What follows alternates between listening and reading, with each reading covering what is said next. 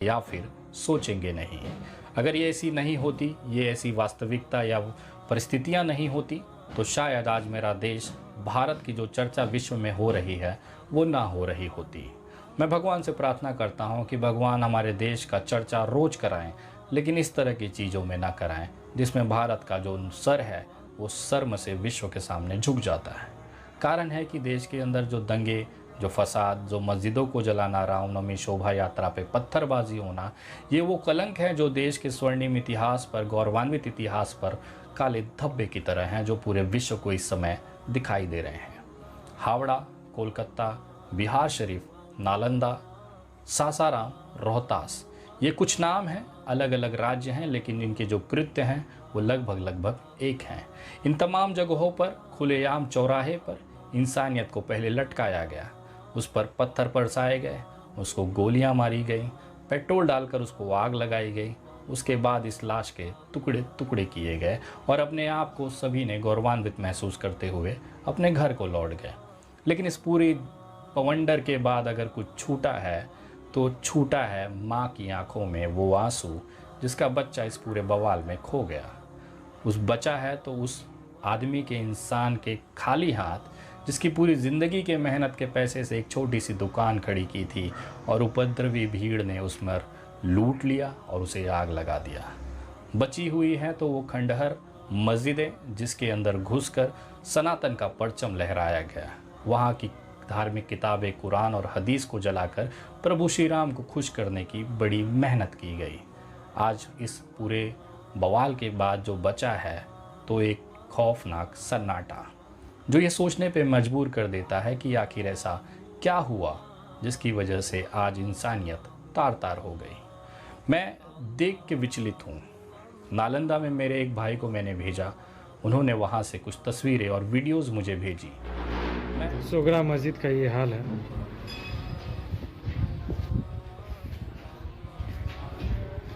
दंगाइयों के द्वारा तोड़ फोड़ की गई है, बहुत भयावह। मदरसा है, मदरसा की लाइब्रेरी है। मदरसा में इसमें यहाँ के लोगों के कहने के मुताबिक यहाँ कई हजार कुरान शरीफ किताबें जलाई गई थी दंगाइयों के द्वारा। देख सकते हैं, ये डॉक्यूमेंट है। और ये किताबें हदीस थे, बुखारी हदीस अभी भी आप देख सकते हैं।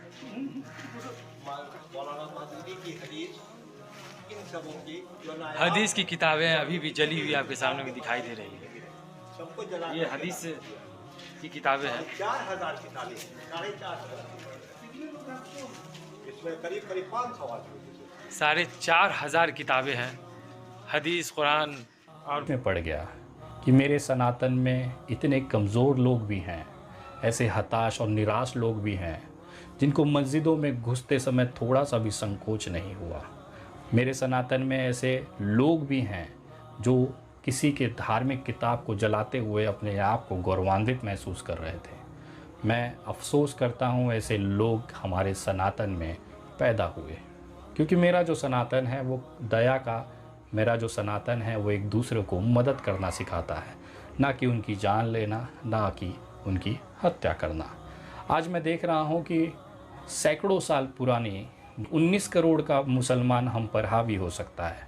उनको ये गलत जानकारी, प्रोपोगेंडा, वीडियोज़ और फोटोज़ के माध्यम से ये बताया जाता है कि अगर आप नहीं जागे तो मुसलमान आपको कत्लेआम कर देगा।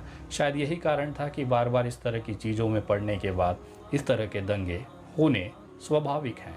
लेकिन इन सब के बीच में अगर किसी का फ़ायदा हुआ है तो वो है सियासत का। एक पार्टी दूसरे पार्टी पर आरोप प्रत्यारोप करती है, एक पार्टी दूसरे को इसकी जिम्मेदार ठहराती है। लेकिन इस तमाम चीज़ों के वो ने घुसकर आगजनी की, किताबों को जलाया, कुरान को जलाया, हदीस को जलाया।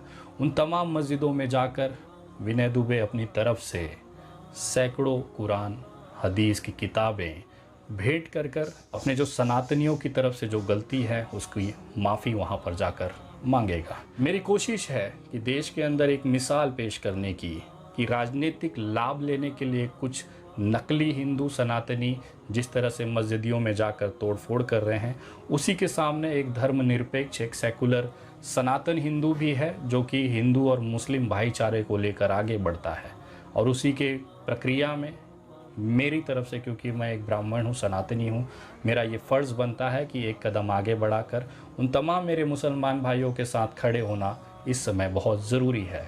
उनको ये नहीं लगना चाहिए कि जिस तरह से आज़ादी की लड़ाई के बाद से 2023 तक भारत की विकास और सारी गतिविधियों में जिस तरह से उन्होंने एक सहयोग दिया, आज भारत जिस मुकाम पर है उसमें उनकी भी हिस्सेदारी है।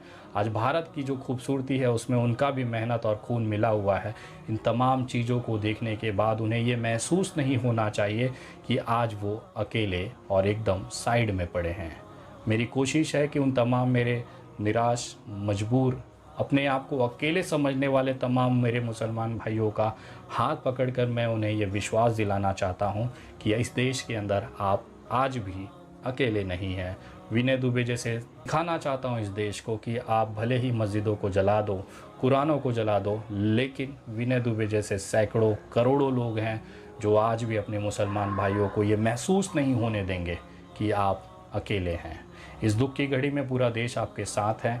अगर आप भी इस तरह के जो तबाह हुए मस्जिदों में, मदरसों में अगर आप कुरान की किताब या हदीसें देखकर उसको वापस से गुलजार बनाना चाहते हैं, उन तमाम दंगे में जो पीड़ित हैं, चाहे वो हिंदू हों चाहे मुसलमान हों, उन तमाम लोगों को उनके घाव पर मरहम लगाना चाहते हैं, तो आप भी इस मुहिम